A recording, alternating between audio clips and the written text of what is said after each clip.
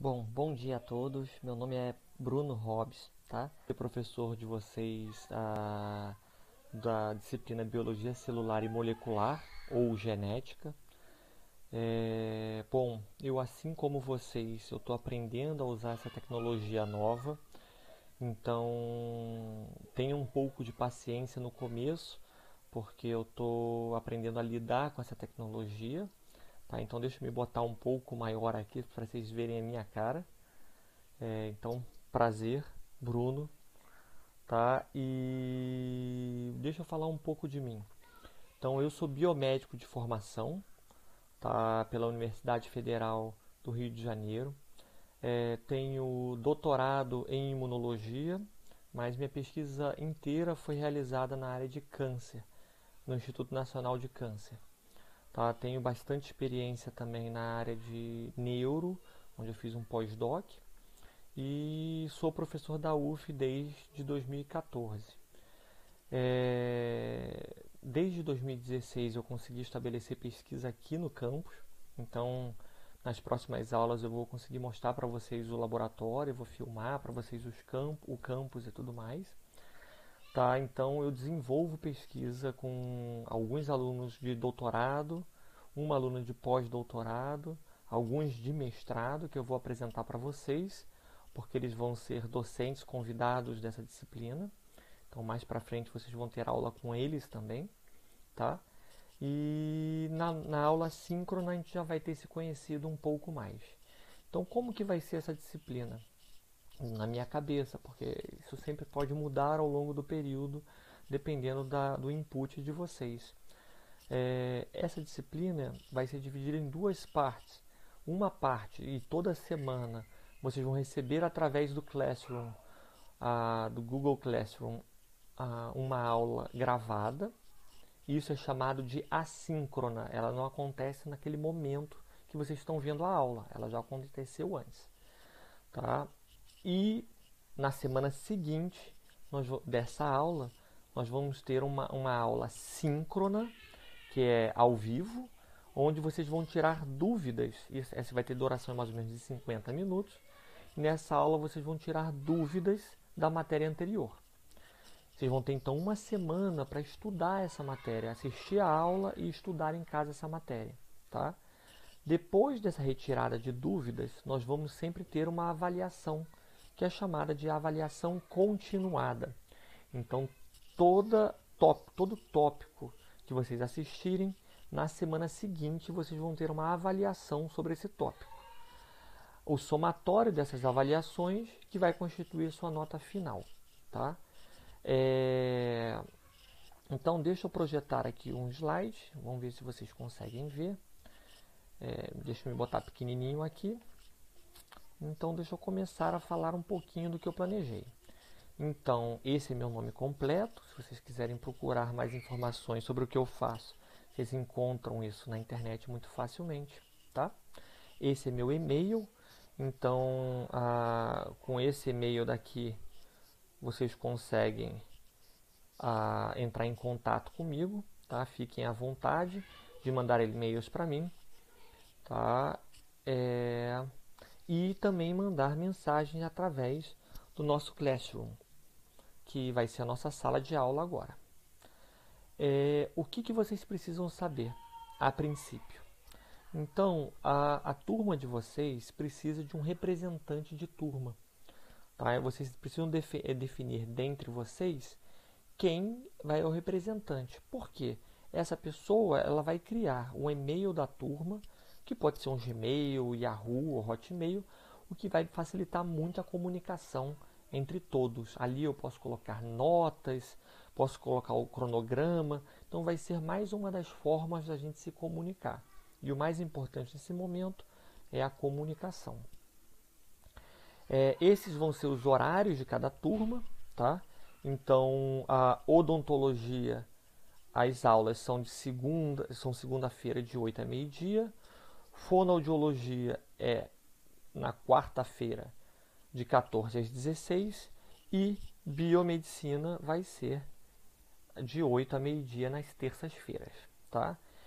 O que vai acontecer nesses horários? entrem no cronograma da disciplina de vocês para observar, tá? Então, nesses horários, sempre vocês vão ter uma aula nova e próximo a 11 horas da manhã nós vamos ter uma aula síncrona, onde nós vamos nos encontrar online, tá? Através do Google Meets, que eu vou explicar para vocês ao longo dessa primeira aula, tá bom? Alguma dúvida? Então, nós vamos estar síncrono, tá? Nessa nossa primeira aula, mas também vai estar gravado essa aula aqui, para caso apareça alguma dúvida ao longo das síncronas, eu possa botar nesse vídeo, tá bom? E as avaliações? Acho que todo mundo fica um pouco tenso como vão ser as avaliações. Então, as avaliações, elas vão ser, na verdade, avaliações chamadas continuadas, tá? O que são avaliações continuadas? Cada avaliação vai valer, vão ser 8 avaliações para odontologia e fonoaudiologia e 9 avaliações para biomedicina, tá? Que tem um conteúdo a mais. Cada avaliação vai valer 1,25 pontos para a fonoaudiologia e para odonto, e para a biomedicina, cada avaliação vai valer, deixa eu só acabar de calcular aqui, cada avaliação vai valer 1,12 pontos, tá? Um pouquinho menos cada avaliação. Esse somatório vai somar então 10 pontos. Cada avaliação continuada dessa vão ter 5 questões abordando o conteúdo da matéria imediatamente anterior dada, tá? Então, dada na semana anterior, mais uma questão de uma matéria dada anteriormente, ou seja, cumulativa, tá? Então, observem no cronograma, que está também no nosso Classroom, e para vocês verem se entenderam isso, como é que vai ser essa avaliação. Toda avaliação continuada será de forma síncrona, ou seja, vai ser ao vivo, online ao vivo, tá? E terá uma duração de 10 minutos.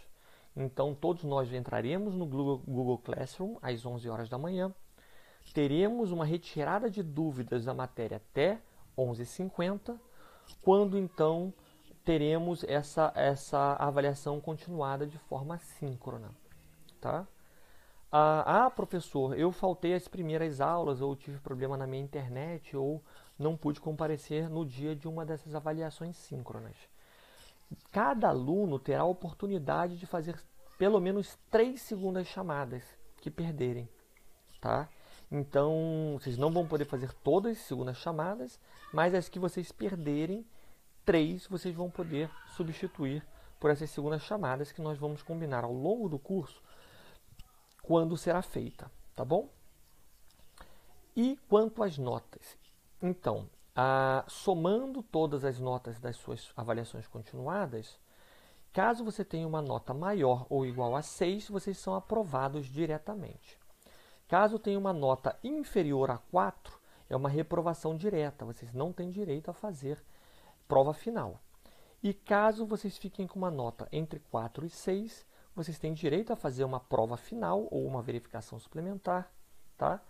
Que, tirando acima de 6, vocês vão ser aprovados. Tá? A prova final será, ou verificação suplementar, como é chamada na UF, será dada no último dia de aula e contemplará a matéria inteira.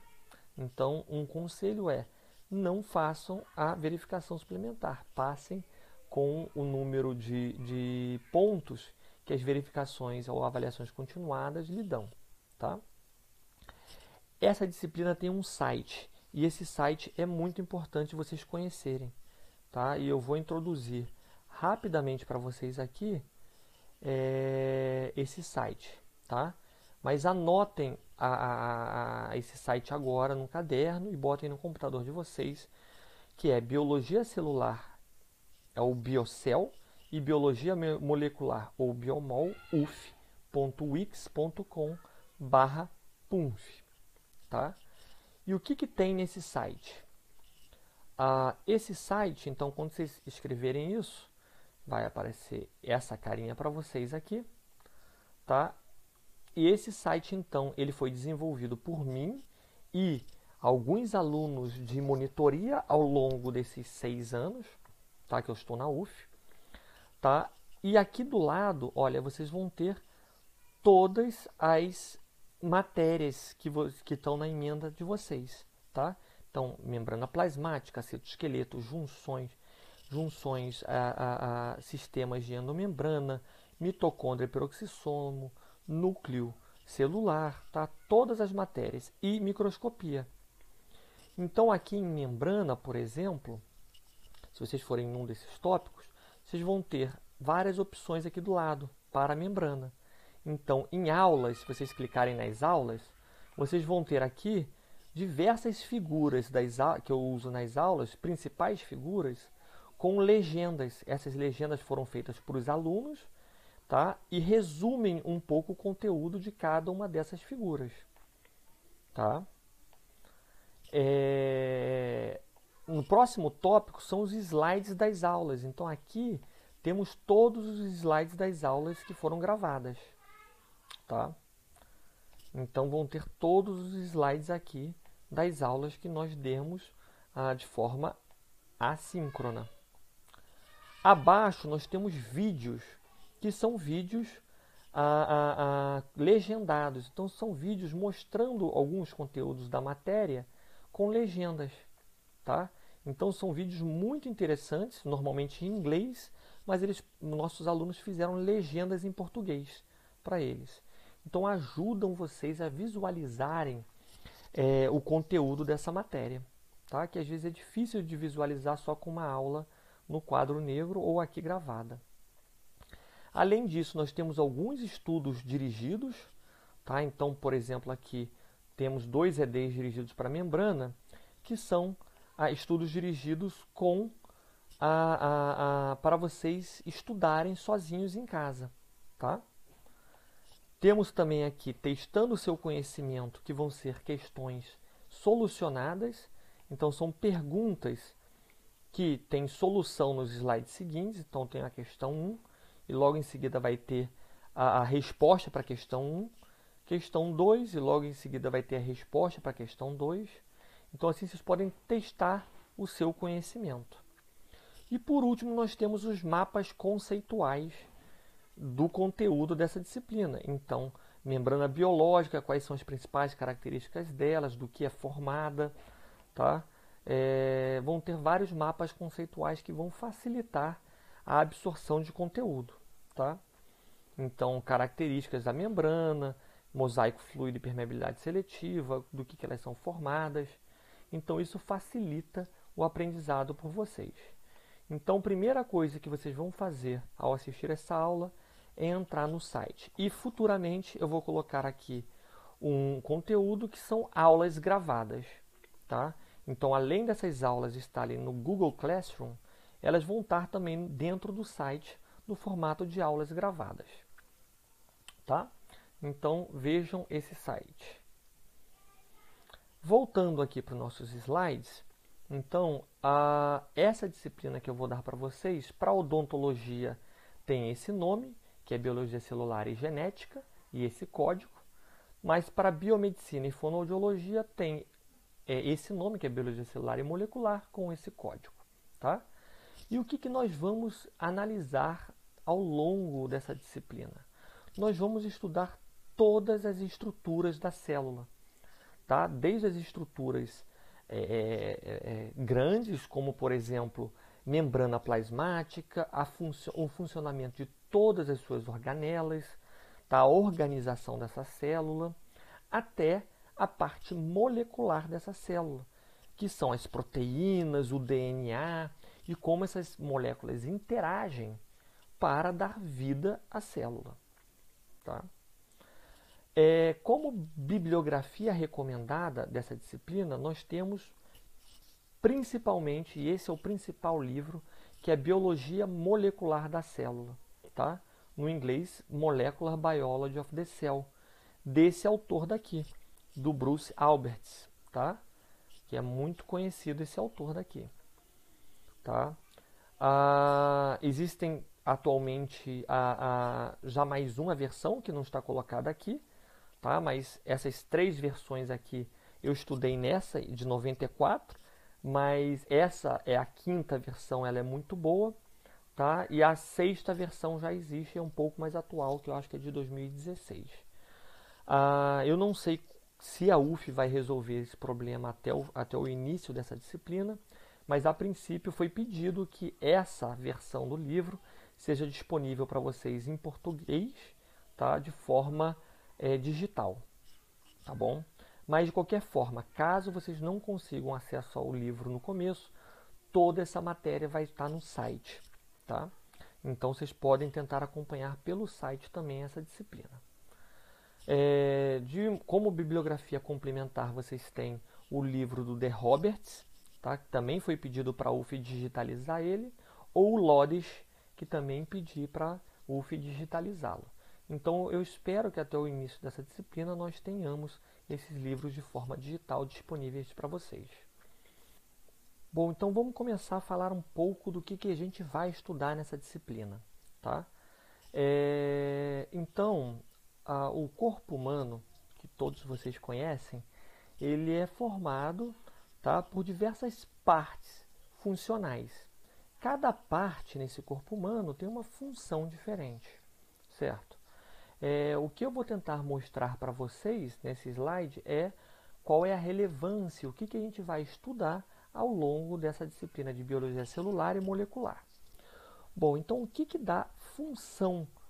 Como que a gente pode, primeiramente, na verdade, subdividir o corpo humano? Então, o corpo humano pode ser inicialmente dividido em diversos sistemas de órgãos, tá? Esses sistemas, então, são formados por diversos órgãos que juntos conferem uma função para o organismo. Então, por exemplo, o sistema digestório, formado por fígado, estômago, pâncreas, intestino grosso, intestino delgado, tem a função de absorver alimentos, certo? E metabolizar esses alimentos para o corpo, alimentos e líquidos, tá? Então, essa coleção de órgãos dão essa função para o corpo humano. Assim como o sistema digestório, existe sistema circulatório, sistema nervoso central, sistema nervoso periférico, sistema urinário, sistema respiratório, diversos sistemas envolvidos no funcionamento do corpo, tá? Mas todos os órgãos nesses sistemas têm a mesma função? Não. Cada órgão vai ter uma função diferente. Então, por exemplo, aqui nós temos o órgão estômago, que dentro desse sistema tem uma função específica, que é iniciar a digestão do que foi ingerido, tá? Usando ácidos e enzimas para digerir esses alimentos, por exemplo. Então, os sistemas são formados por diferentes órgãos com diferentes funções, tá? Mas todos esses órgãos, ou até mesmo dentro de um único órgão, como que a gente pode, do que eles são formados, esses órgãos, e o que conferem funções para eles? Então, nós podemos, então, em um nível menor, dividir a partes desses órgãos, ou se a gente olhar mais de perto, nós vamos conseguir ver os tecidos. Então, por exemplo, o estômago, ele é formado por um tecido, tá, que produz ácidos e produz algumas enzimas e jogam esses ácidos e enzimas para esse recipiente aqui no seu interior. Esses tecidos, então, a cada órgão vai ter um tecido diferente, tá? Então, por exemplo, até dentro do estômago, o tecido aqui da base do estômago, ele é diferente do tecido do topo do estômago, tá? O tecido do meu dedão do pé é bem diferente do tecido da minha cabeça ou dos meus neurônios, por exemplo, tá? Ou do meu cérebro, por exemplo. E o que confere função aos tecidos? O que confere... Então, como que esses tecidos podem ser subdivididos? Esses tecidos, eles podem ser subdivididos em células, tá? Então, dependendo do tecido que nós tivermos, nós vamos ter células se juntando, tá? Para conferir funções a esses tecidos e funções a esses órgãos. Então, cada tecido vai ser formado por uma célula especializada diferente. Então, as células do meu estômago vão ser diferentes das células do meu intestino, que vão ser diferentes dos meus neurônios, que vão ser diferentes das células do meu dedão do pé. E por quê? O que confere essas funções diferentes para as células? Como eu posso olhar mais de perto para essa célula e dar funções diferentes para elas? Então, as células podem ser subdivididas e qualificadas diferentemente, dependendo das suas organelas. Então, quais são os pequenos órgãos que existem dentro dessas células que conferem funções diferentes para essa célula? Nós vamos ver nas próximas aulas quais são essas diferentes funções dessas organelas. Tá? Aqui no caso é a mitocôndria, que vocês podem saber que tem função de produção de energia. Então, por exemplo, músculos, o nosso sistema muscular, vão ter a maior quantidade dessa organela, de mitocôndria, porque é um órgão que produz uma grande quantidade, ou necessita de uma grande quantidade de energia para funcionar. Tá? E se a gente olhar mais de perto nessas organelas, como que a gente pode, o que a gente vai encontrar? Essas organelas são formadas de quê? De moléculas grandes, ou as chamadas macromoléculas. Existem diferentes macromoléculas, e sobre elas que a gente vai estudar hoje, essa aula, como a gente vai ver. E olhando mais de perto essas macromoléculas, que são como se fossem máquinas que funcionam como motores, ou de sustentação, ou como enzimas. Essas macromoléculas são formadas por pequenas moléculas, umas pequenas coleções de átomos, tá? Que todos vocês já viram em química, existem diferentes átomos na nossa tabela periódica. Quando esses átomos se combinam, vão formar moléculas que, combinadas, formam as macromoléculas que conferem função para a célula. Por que eu estou falando dessa organização inteira para vocês? Porque nesse ciclo básico de disciplinas iniciais que vocês vão ter, vão abordar diferentes aspectos dessa organização do corpo humano. Então, por exemplo, bioquímica vai abordar esse conjunto aqui, tá? De estruturas da célula. Então, do átomo, passando para a molécula, passando para uma macromolécula. Já biologia celular e molecular, nós vamos estudar isso. A função das macromoléculas na célula, a função de cada uma das organelas dessa célula e a função celular. Tá? Então, isso vai ser o que nós vamos englobar na nossa disciplina. Já histologia, que vocês vão ver com a professora Kátia e Fátima, vocês vão abordar essa parte aqui do conteúdo, que são as células e a sua junção na formação de tecidos. Em fisiologia, vocês vão abordar basicamente esses conhecimentos aqui, tá? Que é do tecido, órgãos e sistema de órgãos. Tá?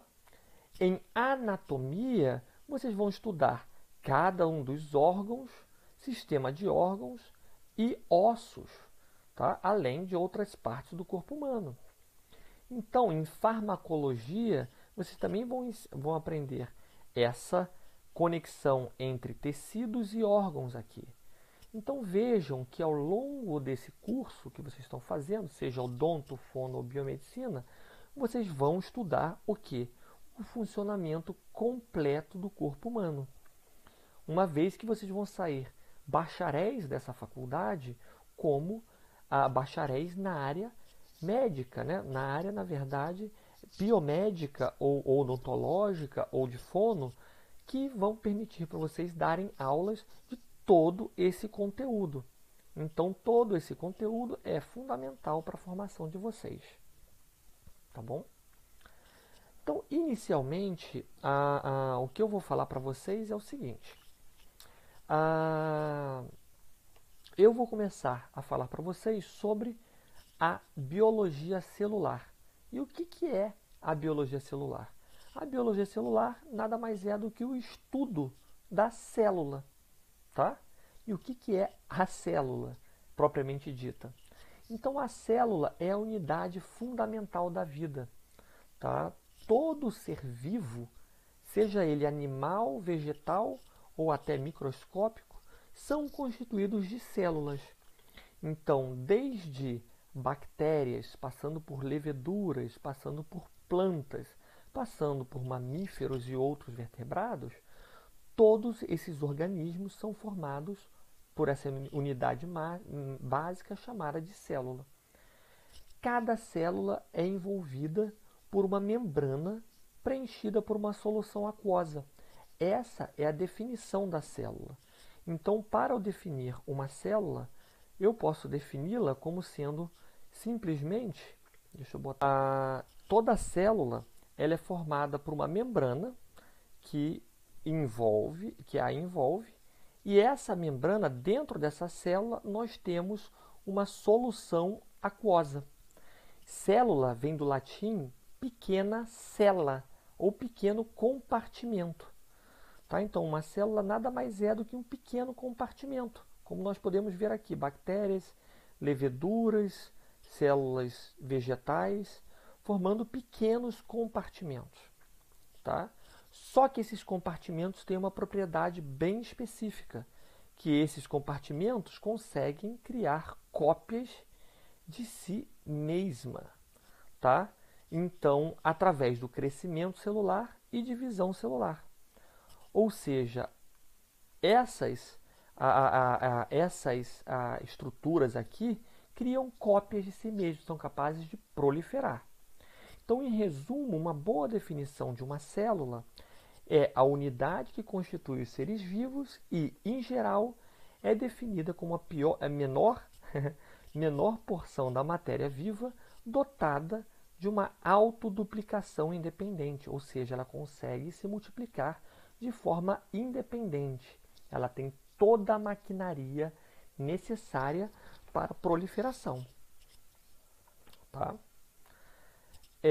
Anteriormente, a biologia celular foi chamada de citologia. E o que a gente vai estudar nessa disciplina? Basicamente, o que nós vamos ver nessa disciplina é estudar a célula e as suas propriedades fisiológicas, a sua estrutura, as organelas que ela contém, tá? A interação com o ambiente, o ciclo de vida dessa célula, divisão e morte. Nós vamos estudar, então, todas as estruturas dessa célula, desde a sua membrana até a função de cada uma das organelas que compõem ela.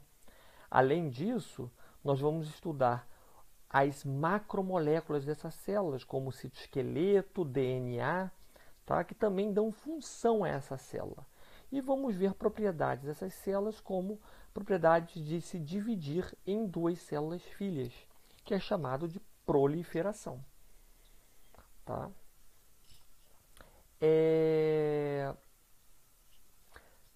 Mas antes de começar a falar da célula, eu queria falar para vocês um pouco de tamanhos. Qual que é o tamanho de uma célula especificamente? Então, se nós pensarmos na menor célula existente no mundo, nós vamos pensar sempre em bactérias e micoplasmas. Essas daqui, olha, são as menores células que existem no reino dos seres vivos, tá?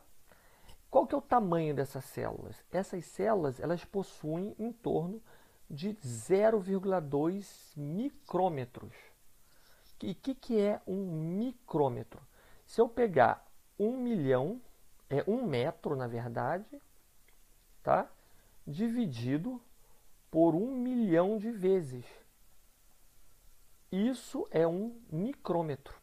Então, vocês pensem em pegar 1 metro e dividir 1 milhão de vezes. Essas células aqui vão ser menor do que isso. Vão ser 5 vezes menor do que isso.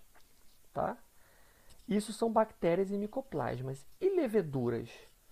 Leveduras que são células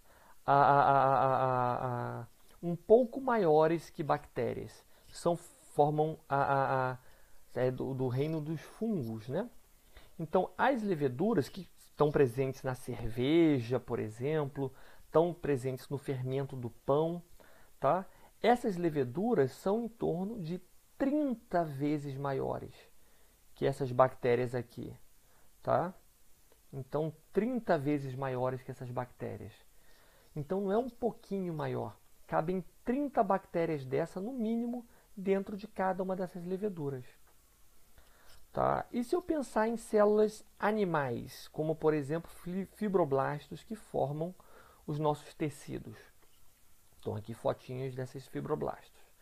São maiores do que as leveduras? Sim, são maiores que leveduras. São em torno de 4 a 5 vezes maiores que essas leveduras. Tá? Então, quando nós somos infectados por bactérias, pensa que elas são em torno de 120 vezes menor em diâmetro, tá? Do que as nossas próprias células. Tá?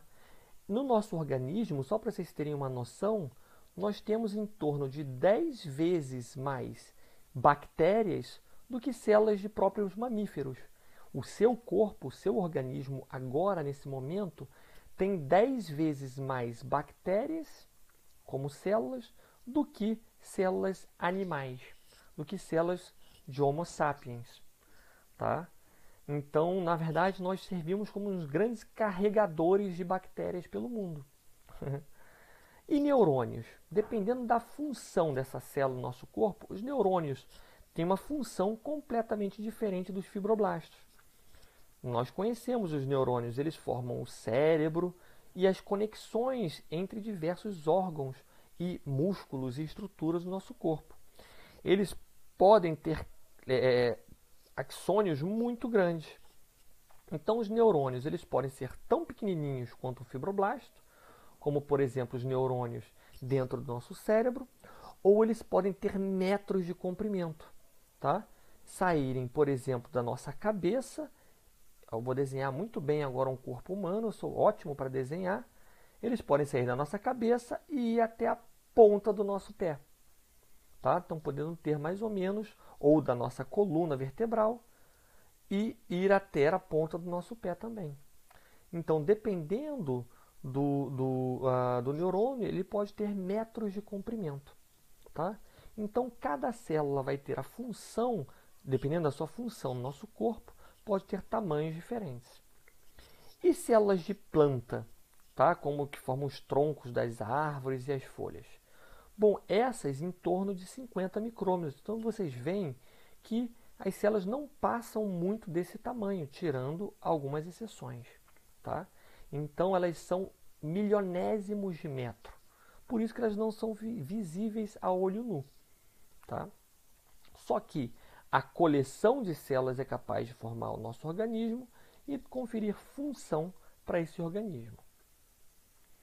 Quais são as principais classes de células que existem no nosso planeta, né?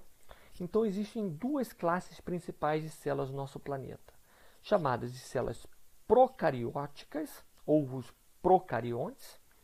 Tá? Basicamente, são os micoplasmas e as bactérias, são os principais, e os eucariontes, que formam os fungos, os animais e o reino vegetal.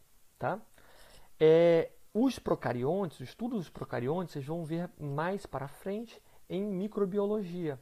Tá? Mas o que são os procariontes? Eles são células mais básicas. Eles possuem geralmente apenas uma membrana, tá? Que isola ele do meio ambiente. E dentro dessa membrana ele não possui outras membranas ou outras organelas. Tá? Pro é anterior. Cário é núcleo, tá? Então, essas células são as primeiras células que surgiram na Terra, tá? E elas são antes do advento do núcleo da célula. Já as células eucarióticas, é depois, cário é núcleo. Elas são células que vão possuir núcleos e outras organelas no seu interior. Então, voltando aqui para os procariontes, eles então só possuem uma membrana, tá? Que as separa do meio extracelular, e dentro dessa membrana, que é chamado, então, dentro dessa membrana, que é chamado de membrana plasmática, tá? Dentro dessa membrana existe um líquido que é chamado de citosol, ou citoplasma. Opa, só um minutinho. Citoplasma, tá? Que vai ter o DNA, vão ter os ribossomos, os RNAs, tudo vai estar aqui dentro dessa bactéria e vai conferir vida para ela. Tá ok? Já as células eucarióticas, elas também possuem uma membrana plasmática, tá? Só que no interior dessa membrana, nós também temos o citoplasma. Então, aqui em amarelinho está o citoplasma dela, tá? Em amarelinho está o citosol, ou o citoplasma dela. E dentro desse citosol, boiando nele ou ligado ao citoesqueleto, nós vamos ter outras organelas, como o núcleo, tá? Retículo endoplasmático, complexo de Golgi, mitocôndria, e isso nós vamos ver ao longo das nossas aulas. Tá ok? São células mais complexas, tá? Do que as células procariontes, que são muito mais simples. Então, quais são as diferenças entre procariontes e eucariontes? Então, os procariontes são bactérias, micoplasmas, cianofíceas. São seres exclusivamente de vida livre, ou seja, são unicelulares, eles não formam tecidos, tá? Possuem uma única membrana plasmática, que é chamada de membrana plasmática, e todas as reações químicas acontecem em um mesmo compartimento, que é chamado de citosol, tá? E não possuem um citoesqueleto. Já as células eucariontes formam o reino animal, vegetal e os fungos. São seres de vida livre ou multicelulares. Então, leveduras, por exemplo, são seres unicelulares. E existem os seres multicelulares, como os vegetais, como os animais. Está formado por muitas células. Tá? Basicamente, os eucariontes, eles são definidos por possuir mais de uma membrana no seu interior. Então, além da membrana plasmática, ela possui outras membranas que formam as organelas. Tá? Então, eles possuem diversas organelas com funções bem definidas e possuem citoesqueleto, como nós vamos ver mais para frente. Tá? Cada uma dessas organelas vão ter funções diferentes dentro dessas duas diferentes tipos de celulares. Então, em procariotos, por exemplo, nós só possuímos uma única membrana, que é a membrana plasmática. Tá? Dentro dessa membrana acontecem todas as reações químicas. Inclusive, o DNA está dentro dessa membrana. Esse DNA ele é transcrito dentro dessa membrana e depois ele é traduzido em uma proteína. Tá? Isso tudo acontece no citoplasma da bactéria. Já em eucarioto, nós temos a membrana plasmática, que define a célula. Só que dentro dessa membrana plasmática, nós temos outras membranas. Por exemplo, aqui está mostrada a membrana nuclear. Só para vocês entenderem uma pequena diferença da célula eucariótica para a célula procariótica, não precisem decorar isso agora, tá? O DNA da célula eucariótica está todo dentro do núcleo dessa célula, tá? Então, do núcleo aqui, ó. Núcleo dessa célula. Tá? Dentro do núcleo acontece a transcrição do DNA para o RNA. Tá? Só que esse RNA agora ele tem que sair do núcleo para o citoplasma para ser traduzido em uma proteína. Ou seja, o núcleo ele tem uma função diferente do citoplasma. No núcleo acontece a transcrição, tá? E armazena o DNA. Já no citoplasma acontece essa transcrição, essa tradução, tá? Do RNA para a proteína. Tá? Isso já acontece todo no mesmo compartimento dentro dos procariontes. Tá? Então, cada organela dentro dos eucariontes vão ter uma função diferente. E evolutivamente, como é que surgiram essas duas células? Então, inicialmente, isso daqui tudo são teorias, tá?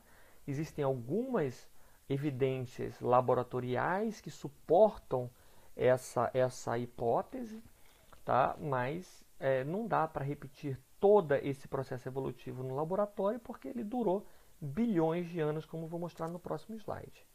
Então, o que se acredita? Que a primeira célula existente no mundo foram os procariontes. Nessa época, todos os procariontes eles eram de vida livre, tá? E eles eram anaeróbicos. Então, todos esses procariontes eram anaeróbicos. Tá? Ou seja, eles não conseguiam respirar, usar o oxigênio para sobreviver, tá? Porque isso era muito conveniente, porque naquela época não existia oxigênio na atmosfera. Então, se eu colocar aqui um gráfico mostrando o nível de oxigênio na atmosfera e aqui o tempo de existência da Terra, tá? No início da existência da Terra, os níveis de oxigênio eram muito baixos quando surgiram essas bactérias aqui. Tá? Ao longo desse tempo, surgiram, através de mutações, umas bactérias muito espertinhas que eram capazes de fazer fotossíntese. Tá? Então, são bactérias, são procariontes fotossintéticos. Esses procariontes fotossintéticos, o que eles fazem? Eles absorvem a luz do Sol e produzem energia. O Sol era abundante, tá? Então era uma grande forma de absorver energia, tá? Do mundo exterior. Então eles absorviam luz solar e um produto, um subproduto da fotossíntese, como todos vocês sabem, é a produção de oxigênio. Então, esses primeiros procariontes fotossintéticos foram proliferando em grande quantidade no mundo, na Terra, e foram produzindo os oxigênio como lixo. Tá? Então, o nível de oxigênio começou a subir na Terra. Tá? E qual que é o problema disso? O problema é que esses organismos aqui que são anaeróbicos, eles não conseguem sobreviver na presença de oxigênio. Então, esses organismos aqui tiveram que se esconder na terra ou no fundo do mar, tá? Onde não existe oxigênio. Só que, com a presença desse oxigênio aqui agora, pôde ocorrer a evolução de um segundo tipo de procarionte. Agora, esses procariontes aqui são aeróbicos. Eles conseguem usar esse oxigênio para produzir mais energia. Então, eles usam o oxigênio presente agora na Terra para produzir mais energia.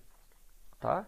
Então, são os procariontes aeróbicos, que começam, então, a aproveitar o lixo dessa célula daqui, que era o oxigênio, para produzir energia.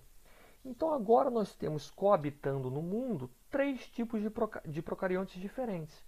Os anaeróbicos, os fotossintéticos e os aeróbicos, os que conseguem usar o oxigênio. Tá? E isso existem diversas evidências, tá? Para comprovar isso.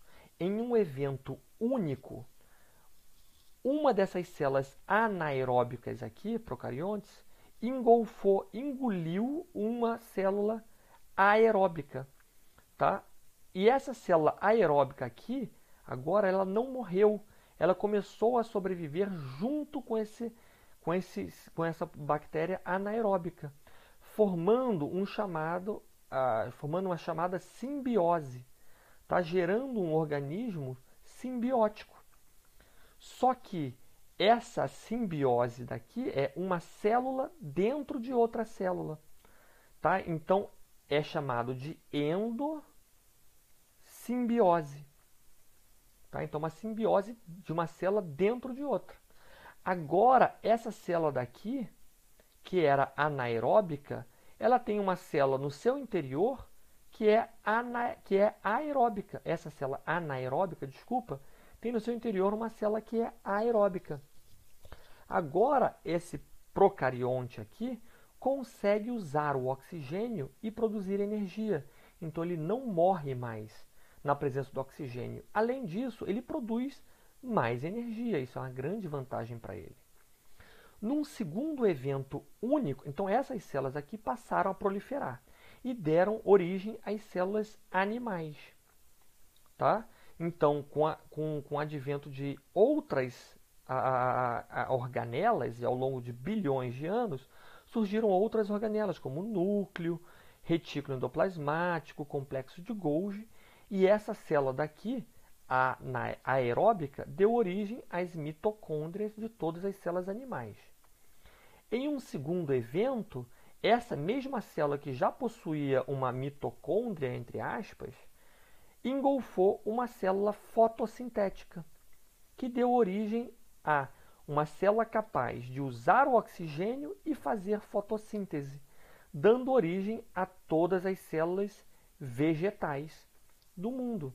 Então, essa organela aqui agora, essa bactéria procarionte fotossintética, deu origem à organela que se chamam de cloroplastos atualmente. Essa é a teoria do surgimento das células eucarióticas, tanto animais quanto vegetais. Certo, gente? Em quanto tempo isso aconteceu? Para vocês terem noção, a Terra surgiu em torno de 4 bilhões de anos atrás, tá? Ou 4.500 milhões de anos atrás. Tá? Nessa época daqui, a célula era inabitável, porque ela estava com muito vulcanismo, não tinha ainda água. Tá? Demorou em torno de 500 milhões de anos para surgir a primeira célula viva, a primeira bactéria. Surgiu aqui. Tá? Então, mais ou menos em torno de 4 bilhões de anos atrás. A fotossíntese começou aqui, olha, em torno de 3,5 bilhões de anos atrás. Tá? Demorou em torno de 1 bilhão de anos para a atmosfera ficar rica em oxigênio. Tá? Então, demorou muito tempo, 1 bilhão de anos, para esse oxigênio acumular. Certo? E, após esse período, demorou em torno de mais 500 milhões de anos para surgirem a primeira célula eucariótica. Ou seja, desde o início da vida até a primeira célula eucariótica, olha quanto tempo demora a evolução. Demorou em torno de, deixa eu calcular aqui rapidamente, 1,5 bilhões de anos, ou 1.000 milhões de anos, 1.500 milhões de anos, tá? Para surgir a primeira célula eucariótica. Para esse processo que eu descrevi aqui acontecer. Certo? Depois, demorou aproximadamente mais 1 bilhão de anos, mais ou menos, para surgir... Opa, o que eu fiz aqui? Calma aí. Não sei desfazer isso que eu fiz. Pronto. Surgir, mais ou menos, a primeira célula, ou o primeiro organismo multicelular. Tá? Nós, humanos, só fomos criados aqui, olha. Certo? Há mais ou menos 200 mil anos atrás. Tá? Então, a nossa vida aqui na Terra, como humanos, não é nada comparado à vida das bactérias, dos organismos unicelulares, eucariotos, dos multicelulares, tá? Até a geração dos animais, que existem mais ou menos há 600 milhões de anos, tá? Até a geração do Homo sapiens aqui há 200 mil anos, mais ou menos. Certo, gente? Então, essa, mais ou menos, é a evolução das células, desde as células procariontes até as células eucariontes, que é onde eu vou terminar de explicar a minha disciplina.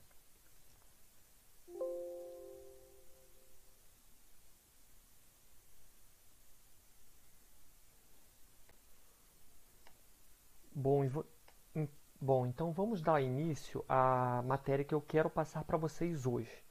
Essa matéria, ela não vai ter uma avaliação continuada específica, tá?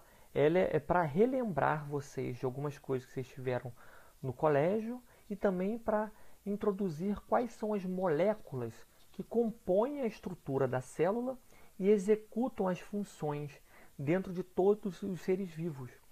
Então, se nós pensarmos na célula, ela é como se fosse um compartimento. Mas o que dá função a essa célula? Quais são as máquinas que existem dentro dessas células que fazem ela funcionar? Então, essas máquinas que existem dentro da célula são formadas por essas principais moléculas da matéria viva, que são elas nucleotídeos, aminoácidos, carboidratos e lipídios. Os nucleotídeos vão formar principalmente, como nós vamos ver, o DNA e o RNA da nossa célula, ou material genético da célula. Os aminoácidos vão dar origem às proteínas da nossa célula, tá? Que vão ser as máquinas da nossa célula. Já os carboidratos ou açúcares vão participar da função ou estrutura dessas proteínas ou da membrana. Então tem uma função muito estrutural e energética nas nossas células, tá? E os lipídios também vão ter a mesma função que os carboidratos. Vão formar as membranas, vão ter função de estoque energético, vão ter função de produção de energia. Essas daqui são as principais moléculas que formam a vida. Então agora eu vou falar para vocês rapidamente, porque vocês vão rever isso em bioquímica, cada uma dessas moléculas que compõem a vida, tá? Então a célula, essa aqui é uma linda célula de eucarioto. Então nós vemos aqui que ela é limitada por uma membrana chamada membrana plasmática, tá? Plasmática. E essa membrana plasmática, ela tem qual função? Separar o meio extracelular do meio intracelular. Tá? Esse espaço intracelular, ou essa parte que está coloridinha de azul claro aqui, toda é chamada de citosol ou citoplasma, como vocês já sabem, tá? Do colégio. Dentro do citosol, boiando nesse citosol, nós vamos ter diversas organelas, como por exemplo o núcleo dessa célula, tá? Complexo de Golgi, retículos endoplasmáticos, mitocôndrias. Só que nós estamos falando de estruturas relativamente grandes dessa célula. Mas do que essas estruturas são feitas? Do que a membrana é feita? Do que o citoesqueleto é feito? O que tem no citosol que confere função a essas células? Vão ser basicamente essas moléculas principais da matéria viva aqui, tá? Então, se nós olharmos a organização dessa célula, nós vamos ver que, por exemplo, os nucleotídeos, como nós vamos ver, eles se juntam para formar o DNA da nossa célula, que junto com proteínas formam cromossomos, que vão estar armazenados dentro do nosso núcleo celular para servir como material genético, ou material hereditário, tá? Já os aminoácidos, como nós veremos ao longo das aulas, podem se unir milhares de aminoácidos se unem para dar origem às proteínas. As proteínas são as máquinas da nossa célula, são as principais macromoléculas ou moléculas grandes que dão função para a nossa célula. Então vão funcionar, por exemplo, nas membranas para agir como transportadores, transportar moléculas de um lado para o outro da membrana, tá? e podem estar na membrana, no citoplasma, dentro das organelas e vão conferir funções para a célula. Já os açúcares ou carboidratos, eles se juntam para formar polissacarídeos, como a celulose, que forma a parede celular das plantas, tá? Ou individualmente para conferir energia para a célula. Tá? E também vão fazer estruturas dentro dessa célula grande. Tá? Então, a primeira subunidade da célula são chamados de monômeros. Monômeros.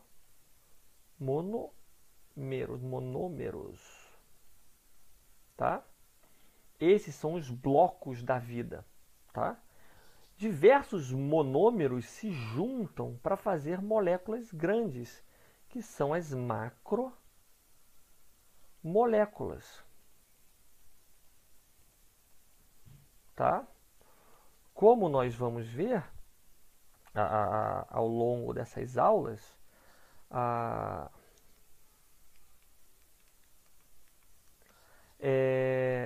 esses monômeros, então aqui, olha, as moléculas da vida, elas são feitas na forma de monômeros, tá? Que vão ser pequenas unidades, podem ser de aminoácidos, de açúcar ou de nucleotídeos, e esses monômeros eles vão poder se agrupar para formar as macromoléculas. Tá? Então, os monômeros eles se juntam, se ligam covalentemente para formar uma molécula grande ou macromolécula, tá? Que vão ser as proteínas, o DNA e o RNA. E quando a célula não precisa mais dessa macromolécula, ela quebra essa ligação aqui e elas voltam a ser monômeros que podem ser utilizados pela célula. Tá? Então, ao invés da célula construir primeiramente as macromoléculas, o que são construídos são os monômeros para que se juntem e formem as macromoléculas, como nós vamos ver. Tá bom? Então, essas macromoléculas principais das células constituem em torno de 30% das substâncias sólidas da célula. Então, os lipídios, tá?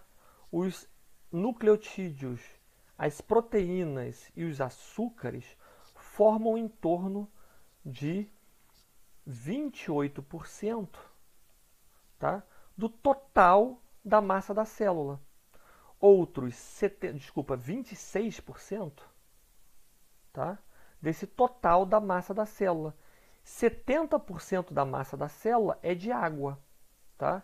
E somente 4% das moléculas que existem dentro da célula vão ser outras moléculas. Ou seja, essas moléculas da vida, que são os lipídios, nucleotídeos, aminoácidos e açúcares, polissacarídeos, formam 26% da massa sólida da célula. Tá? A grande maior parte da massa sólida da célula. E elas constituem as macromoléculas da célula. Como eu disse para vocês, a célula produz, como nós vamos ver, metabolicamente, subunidades ou monômeros, tá? Que são os açúcares, os ácidos graxos ou lipídios, tá? Que são lipídios, tá? Aminoácidos ou nucleotídeos. Esses monômeros, então, tá? Como se fossem tijolos, eles podem se polimerizar para formar uma macromolécula.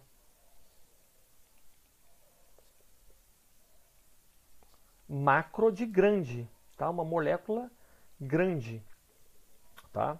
Que são açúcares polimerizados, formam polissacarídeos, tá? Aminoácidos graxos polimerizados formam gorduras, lipídios, membrana. Aminoácidos polimerizados formam proteínas. Nucleotídeos polimerizados formam os ácidos nucleicos, que é DNA e RNA.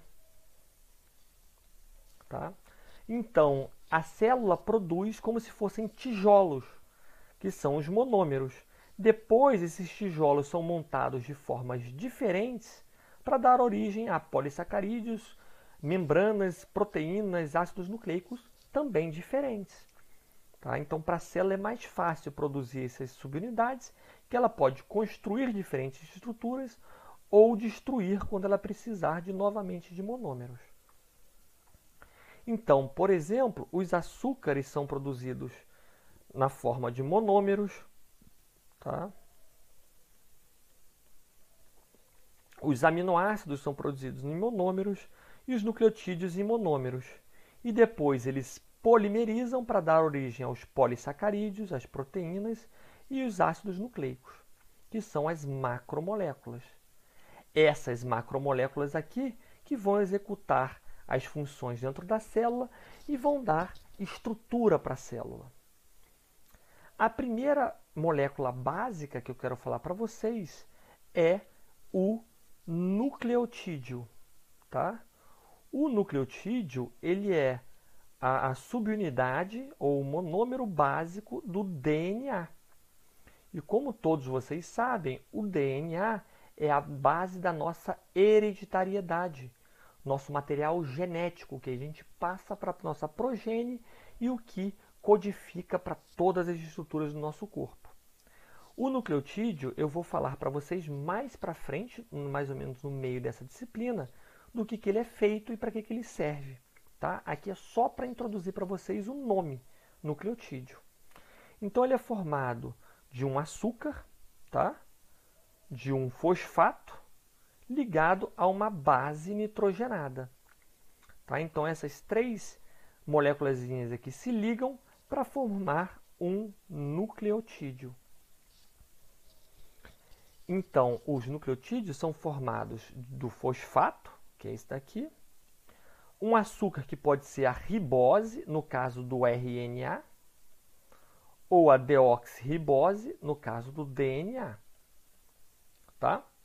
E esses açúcares vão se ligar a uma dessas bases nitrogenadas, que é uracila, timina, citosina, adenina ou guanina. Tá? Os detalhes dessas bases eu vou explicar para vocês mais para frente no meio da disciplina. Tá? Mas, ou seja, tipos de RNA, existem 4 diferentes tipos de nucleotídeos que compõem o RNA e 4 tipos diferentes de nucleotídeos que compõem o DNA.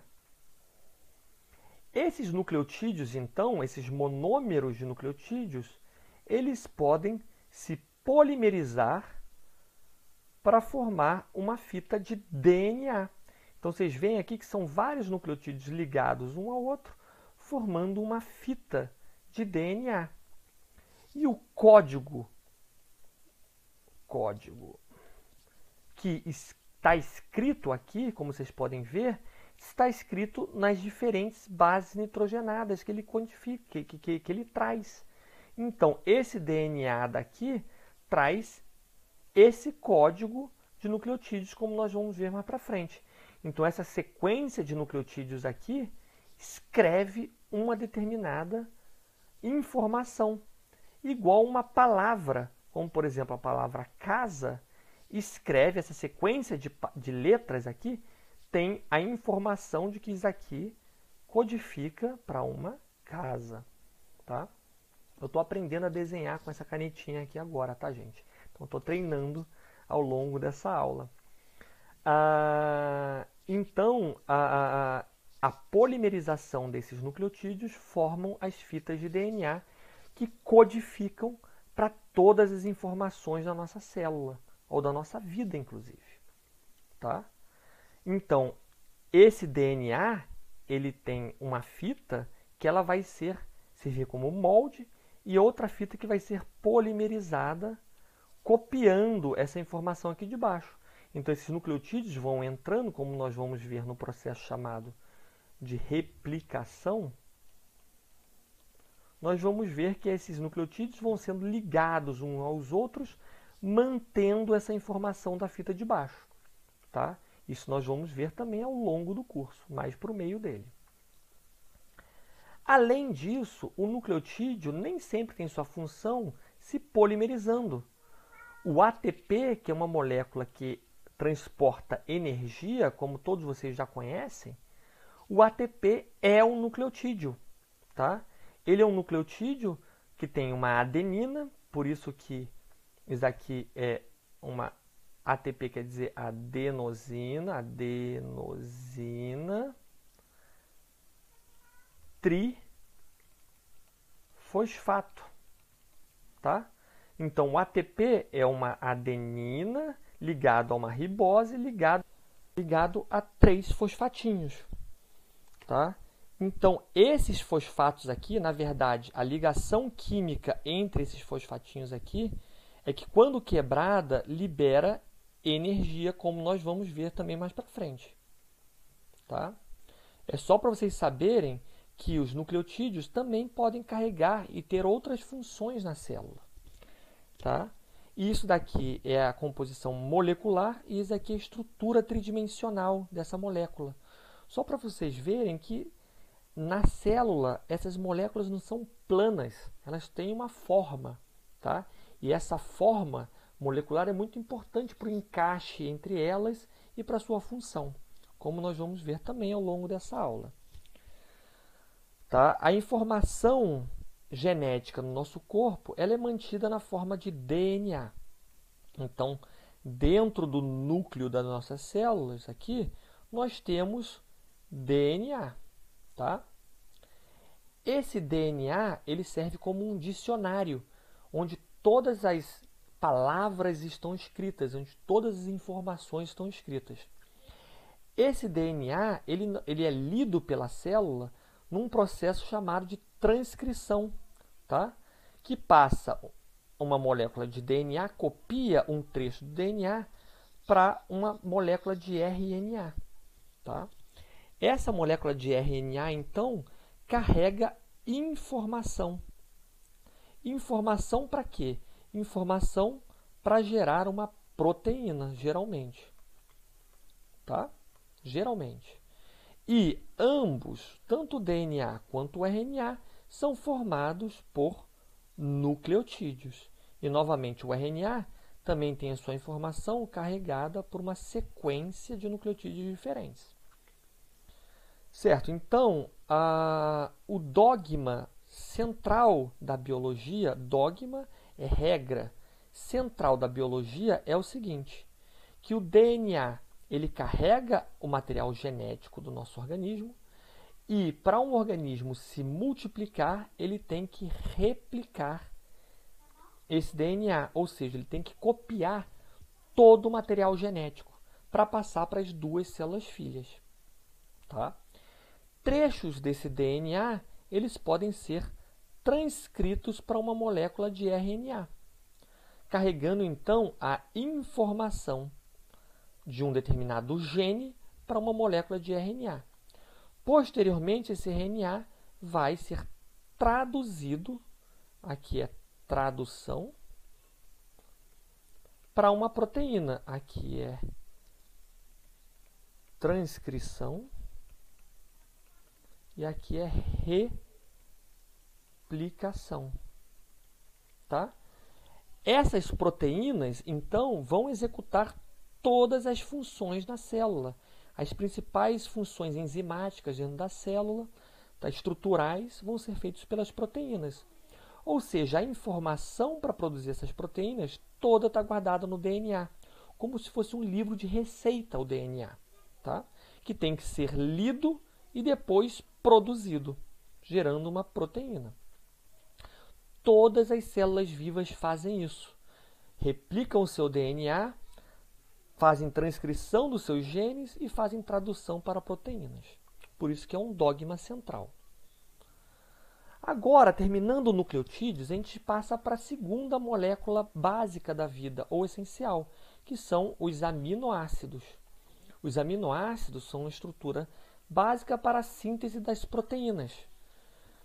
Essa daqui é a carinha do aminoácido que nós vamos ver novamente mais para frente, lá em tradução e transcrição.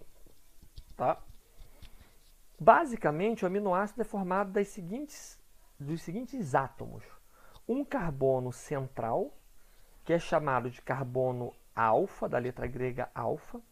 Ligado a esse carbono, eu tenho um amino, um grupamento amino, que é NH3, e uma carboxila, que é um ácido. Daí que vem o nome, aminoácido. Tá? Ligado a esse carbono alfa, eu também vou ter um hidrogênio e um radical. Esse radical daqui que é variável. Existem diferentes radicais que podem se ligar a esse carbono. Como, por exemplo, aqui, essa metila, que vai gerar um aminoácido chamado de alanina.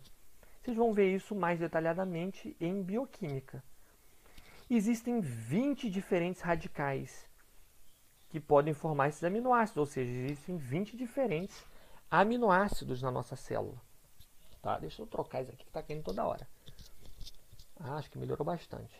20 diferentes aminoácidos. Então existem aminoácidos com radicais hidrofóbicos, tá? Nós vamos ver mais para frente o que são. Aminoácidos polares não carregados, aminoácidos grandes com anéis aromáticos rígidos, aminoácidos com carga positiva e aminoácidos com carga negativa. Ou seja, existe uma pleitropia, um grande tipo diferente de aminoácidos. Então tem vários sabores de aminoácidos diferentes. Então se eu pensar que as proteínas vão ser as principais moléculas que têm função enzimática e de atividade estrutural para a célula, e elas são formadas por pequenas subunidades que são os aminoácidos, eu quero ter uma grande diferente ou diversidade de peças que eu possa montar essas proteínas. Então, se eu pensar em construir, por exemplo, trabalhar com Lego, aquele brinquedo que você trabalha com pecinhas pequenas e usa elas para construir carros, aeronaves e tudo mais, eu não consigo construir essas diferentes máquinas de Lego tendo poucos tipos de peça. Cada vez mais diferentes os tipos de peça que eu tenho, melhor para construir diferentes máquinas. Então agora, enquanto que com os nucleotídeos eu só tenho 4 sabores diferentes, 4 para o DNA e 4 para o RNA, para as proteínas não, agora eu tenho 20 tipos diferentes de aminoácidos, o que me permite construção de máquinas que vão dar todas as funções do nosso corpo. Eu só estou aqui falando, eu só estou aqui respirando, mexendo os meus braços, porque essas proteínas existem dentro da minha célula. E elas estão fazendo o meu corpo se movimentar, o meu pulmão encher de ar e sair, e contração das minhas cordas vocais. Tudo isso está sendo feito por proteínas, tá? Formadas por essas diferentes 20 peças, que são formadas de aminoácidos. Então, os aminoácidos também vão polimerizar. Também, aqui tenho 2 aminoácidos, um se ligando ao outro, tá? Através de uma ligação chamada ligação peptídica. Tá? Então, eu tenho 2 aminoácidos ligados. Uma carboxila se liga a uma amina aqui, gerando, então, um peptídeo. Tá? Peptídeo de 1 até 99 aminoácidos eu chamo de peptídeo. De 100 aminoácidos em diante, eu chamo de proteína. Tá? Então, 2 aminoácidos se ligam, formando um peptídeo de 2 aminoácidos. Aqui eu tenho 5 diferentes aminoácidos ligados. Tenho aqui, olha, 1, 2, 3, 4, 5 diferentes aminoácidos ligados. Tá? Notem que eles têm uma coisa em comum aqui no meio. Tá? Então é sempre carbono, nitrogênio, carbono, carbono, nitrogênio, carbono, carbono, nitrogênio, carbono, carbono, nitrogênio. O que varia nos aminoácidos são aqueles resíduos variáveis, olha. Isso daqui que vai conferir um código para a proteína e uma função para ela. Tá? Então aqui novamente eu tenho um outro peptídeo de 4 aminoácidos. E aqui tem algumas das principais proteínas no nosso corpo, por exemplo, tá? Ou de outros animais.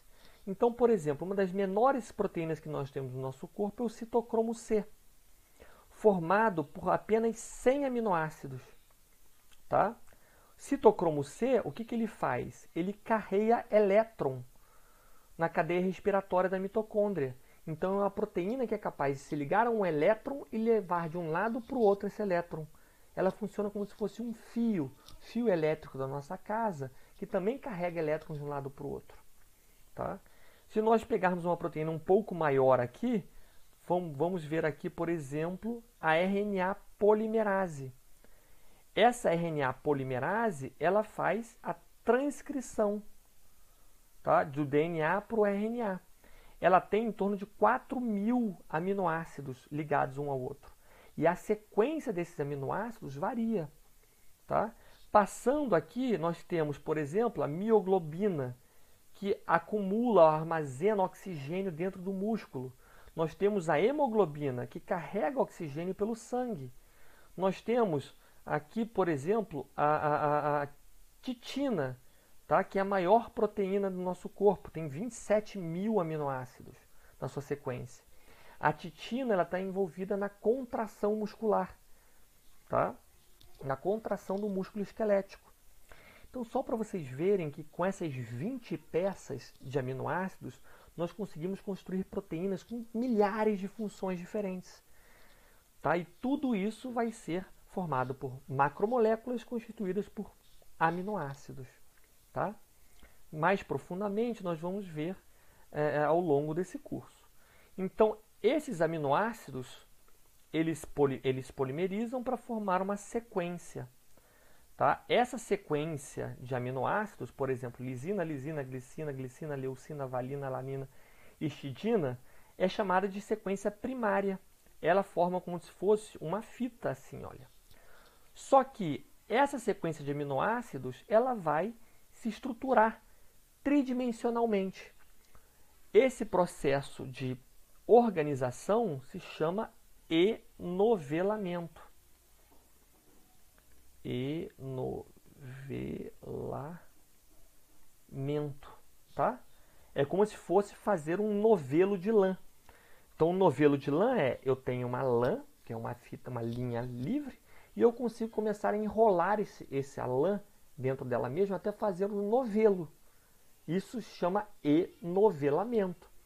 Essa fita de aminoácidos faz a mesma coisa. Ela começa a se estruturar, ela faz estruturas chamadas secundárias, depois essas estruturas secundárias se juntam, tá? E isso vai formando uma proteína, olha, tridimensional. Tá? Uma proteína, uma estrutura que parece um novelo de lã. Tá? Então, ela passa então por diversas estruturas até formar uma estrutura tridimensional, que é quando essa proteína ganha função. Só quando tem uma estrutura tridimensional que essa proteína se torna funcional. Então, esses aminoácidos eles têm que enovelar para ganhar função, como nós vamos ver ao longo desse curso. Tá bom? Então, desculpem aqui, eu não faço ideia de como apagar isso. Vamos ver se eu descubro aqui. Ai! Vamos ver se eu descubro aqui. Será que é isso? Não.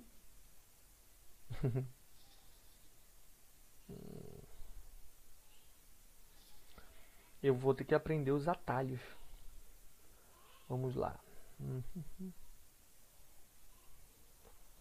Borracha. Ótimo. Tá.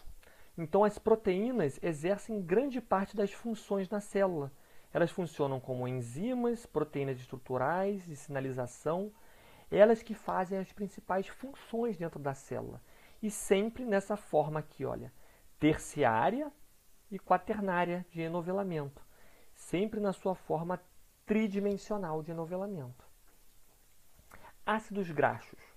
Então, ácidos graxos formam as gorduras e os lipídios. O que é um ácido graxo? É um ácido, faz sentido, é uma carboxila, tá? Qualquer molécula que tenha uma carga negativa é chamada de ácido, tá? Ligado a uma cadeia de hidrocarboneto. O que é uma cadeia de hidrocarboneto? Nada mais é do que carbono, tá? Ligado a hidrogênios. Por isso que é hidro de hidrogênios, carboneto de carbonos, tá? Então, os ácidos graxos nada mais são do que isso. Uma carboxila ligada a uma cauda de hidrocarboneto. Cada curvinha aqui é um carboninho, tá? Esses ácidos graxos, então, eles são ligados, a carboxila é ligado a uma cauda de hidrocarboneto de 4 a 36 aminoácidos, 4 a 36 carbonos, tá? A 36 carbonos. E esses carboninhos daqui, essa cauda de hidrocarboneto, ela pode ser saturada, tá? Então, cada ligação entre os carbonos é uma ligação simples e eles estão saturados de hidrogênio, tá? Ou insaturados, onde vai ter uma ligação dupla aqui entre um carbono ou mais, pode ser insaturado ou poliinsaturado, onde esses carbonos aqui não estão saturados de hidrogênio. Essa dupla ligação entre os carbonos faz como se tivesse uma tala entre esses carbonos, fazendo com que eles fiquem duros, como se o braço tivesse engessado dessa forma. Então, obriga ele a fazer uma curvatura aqui, tá? Isso vai ser importante para a próxima aula, mas eu vou rever isso. Então, os ácidos graxos eles podem ser completamente saturados de hidrogênio ou insaturados, tá?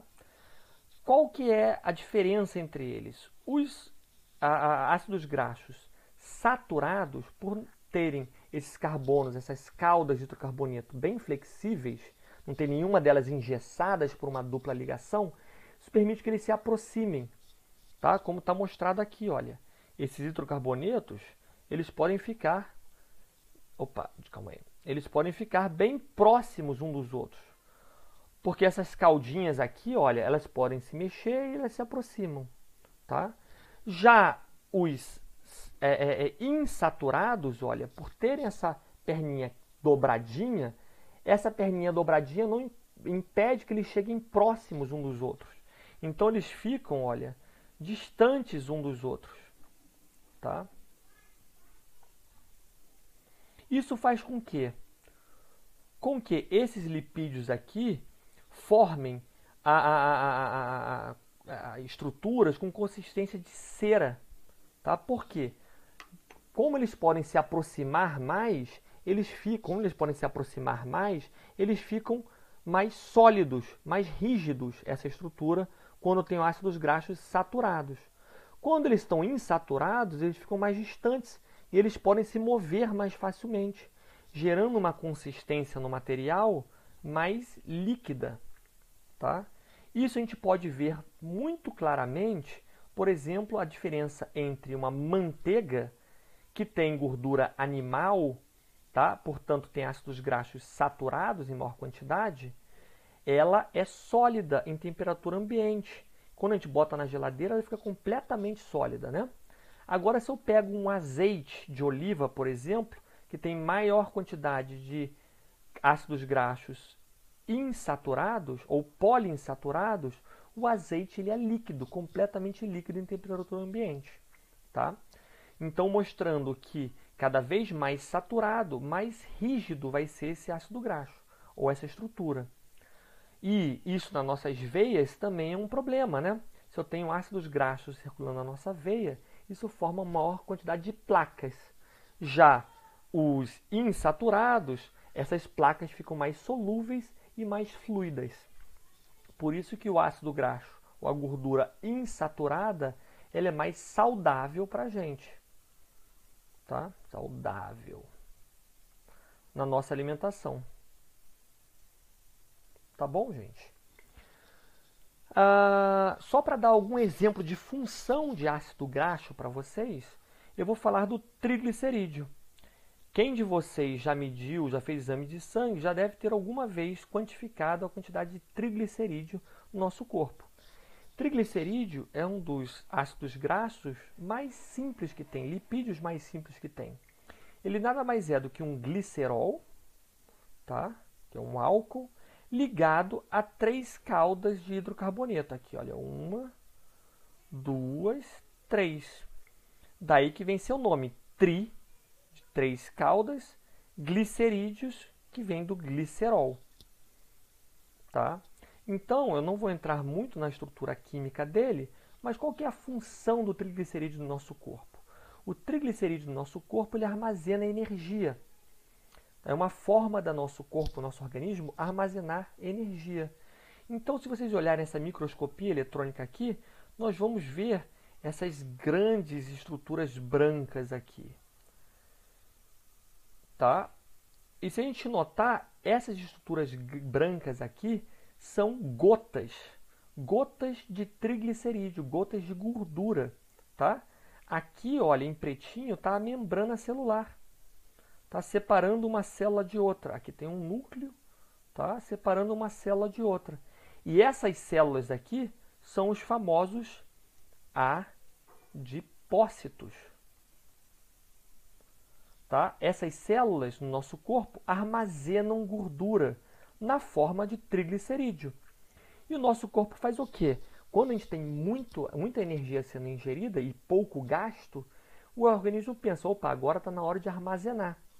E ele transforma, então, essa energia que a gente está consumindo nessas moléculas aqui e estoca nessas células. Então, a gente vai ganhando peso, estocando energia na forma de triglicerídeo. Tá? Quando nós temos pouca ingestão de alimento ou de energia, esse triglicerídeo, então, sai dessas células, vai para nossas artérias, nossas veias, por exemplo, e para servir como energia no tempo de escassez. Tá? Então, para isso que servem os triglicerídeos, basicamente, no nosso corpo, para uma forma de estocar energia. Tá? Então, os triglicerídeos são uma das formas de lipídios que existem no nosso corpo, tá? de ácidos graxos na forma de lipídios. Tá? Então, que é um glicerol ligado a 3 ácidos graxos.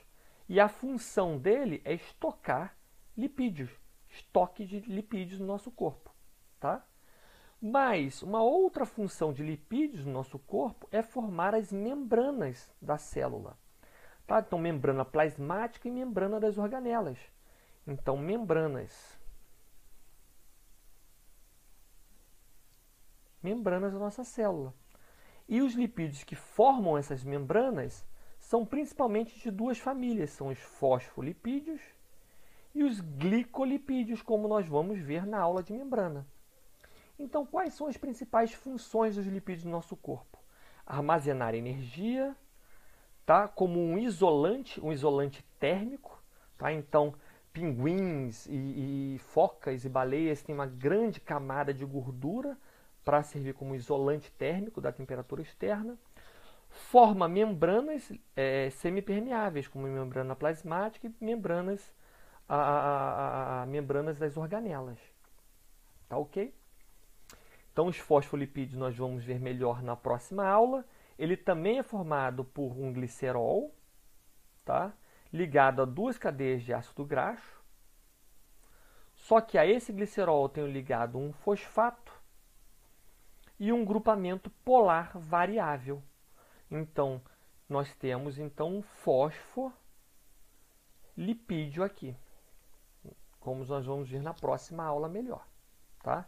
Esses fosfolipídios polimerizados formam as membranas biológicas, como nós vamos ver na próxima aula. Por último, eu vou falar dos lipídios, dos açúcares, ou carboidratos. Tá? São as últimas moléculas que eu vou falar para vocês. Então, os açúcares ou carboidratos são a estrutura química deles são polihidroxialdeídos ou polihidroxicetonas. Isso quer dizer o quê?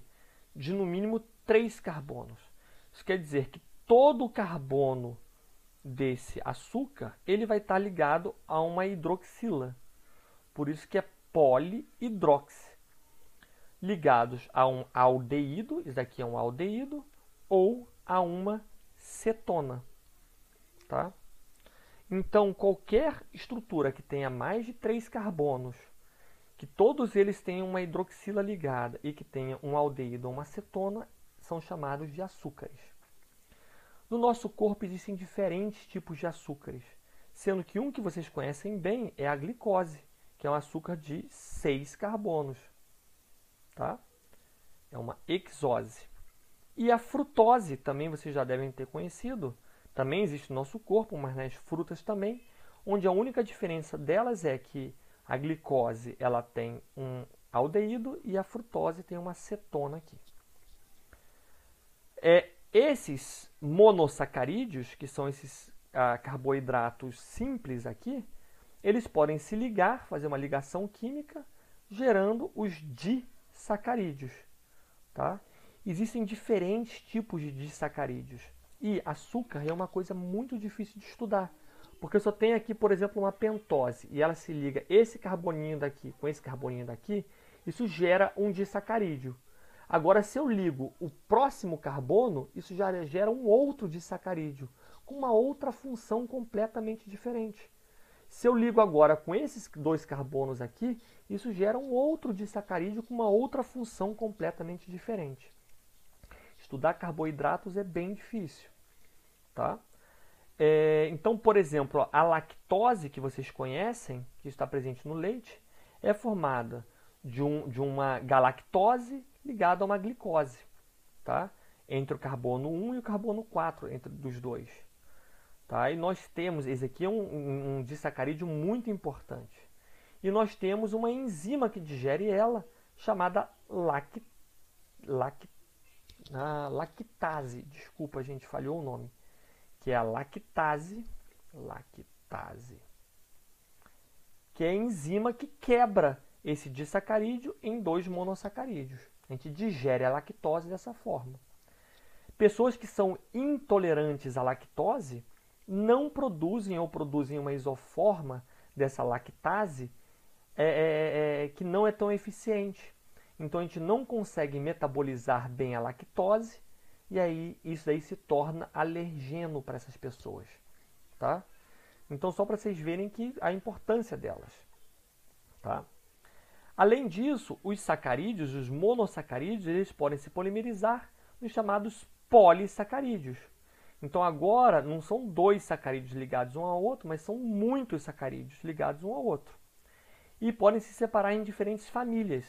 Os homopolissacarídeos, que são formados pelos mesmos carboidratos ligados uns aos outros, não ramificados ou ramificados. Os ramificados formam um raminho assim para fora. Ou heteropolissacarídeos. Esses daqui são formados por diferentes sacarídeos. Tá? Então, rosinha, azul, ou rosinha, verde, azul, verde, rosa. Tá? Então, são diferentes polissacarídeos presentes. Eles podem ser não ramificados ou ramificados. Não vou entrar em detalhes aqui, mas isso forma estruturas grandes na nossa célula. Tá? Vocês vão ver melhores aqui em bioquímica. Só para dar alguns exemplos para vocês de funções de polissacarídeos. Tá? Então, de monossacarídeos, vocês conhecem bem. A glicose é uma das principais fontes de energia do nosso corpo. Né? A glicose, esses carboninhos aqui podem ser quebrados e gerar ATPs no nosso corpo, como nós vamos ver mais para frente. Tá? Mas e esses polissacarídeos? Bom, vamos ver alguns exemplos de polissacarídeos. O amido encontrado em células vegetais vocês já conhecem. Vocês podem inclusive comprar para usar na cozinha de vocês. Isso daqui é uma célula vegetal, tá? Uma microscopia eletrônica de uma célula vegetal. E isso daqui é um depósito de amido dentro dessa célula. São grânulos de amido. Tá? Então os amidos eles se acumulam principalmente dentro de sementes de plantas. E eles servem para quê? Como um armazenamento de energia. O amido nada mais é do que um homopolissacarídeo feito de glicose. Tá? Então, o amido que a gente encontra na nossa cozinha é feito de várias glicosezinhas ligadas um ao outro. A célula vegetal, quando precisa, vai quebrando esse amido, liberando glicose e usando a energia dessas glicoses para sobreviver. As sementes para a planta crescer. Tá? O amido ele é super insolúvel. Se eu boto ele na água, ele não se mistura muito bem com a água. Tá? E nas células animais? Nas células animais nós temos um polissacarídeo muito comum que é o glicogênio. Tá? Então isso aqui é uma célula animal, isso aqui tudo é uma célula animal. Tá? A gente está olhando dentro dessa célula, com microscópio eletrônico também. E isso daqui são grânulos, são grãozinhos de glicogênio. Tá? E o que é o glicogênio? O glicogênio nada mais é do que um homopolissacarídeo de glicose, igual ao amido. Só que, ao invés de ele fazer uma ligação entre esses carbonos, ele faz uma ligação entre um carbono diferente. Se a gente olhar agora, o glicogênio ele é super solúvel, ele está solúvel dentro da célula. Tá? E ele é quebrado por uma outra enzima. Enquanto para quebrar o amido eu preciso da amilase, tá? Que é uma enzima que quebra o amido, para quebrar o glicogênio, eu preciso da glicogenase, que é uma outra enzima, tá? Mas que vai terminar na mesma coisa, na produção de monossacarídeos de glicose. E que a célula, então, animal, armazena esses glicogênios no seu músculo para utilizar no momento de grande gasto energético muscular. E por último, só para lembrar para vocês, se a gente olhar os móveis da nossa casa, o papel que a gente está anotando, o tronco das árvores, isso também é feito de um polissacarídeo, que é a celulose. Então, o papel que a gente anota é feito de celulose. E o que é a celulose? A celulose nada mais é de também um polissacarídeo não ramificado, feito de glicose. Então, a celulose, a única diferença entre o amido, o glicogênio e a celulose é qual carbono que está se ligando a essas glicoses. Tá? Então, vocês notem que a gente pode ter, a partir de um mesmo carboidrato, dependendo de como ele se polimeriza, uma estrutura completamente diferente uma da outra e com uma função completamente diferente uma da outra. Se eu pego a celulose e quebro ela com a celulase, que é a enzima que digere ela, eu vou produzir glicose, exatamente igual à glicose que a gente toma no açúcar, por exemplo. Tá? E esse é um grande desafio, produzir, por exemplo, enzimas que quebrem essas estruturas para a gente produzir etanol, por exemplo, a partir da celulose. Tá? Então, gente, essa basicamente foi a primeira aula. Eu queria fechar com vocês aqui. Tá? Essa aula, então, é uma aula introdutória e para só mostrar para vocês quais são as principais moléculas que existem na célula. Tá? Essa aula, então, a próxima aula, nós teremos uma aula de membrana, tá? Membrana celular. Nela, então, nós vamos começar os tópicos de avaliação. Tá bom? Então, na próxima aula, nós teremos uma aula síncrona também, que é uma aula para a retirada de dúvidas dessas moléculas. E vai ter a primeira aula da ementa, que é a aula de membranas. Qualquer dúvida, basta vocês entrarem em contato através do Classroom, tá bom? Um grande abraço para todos e tudo de bom.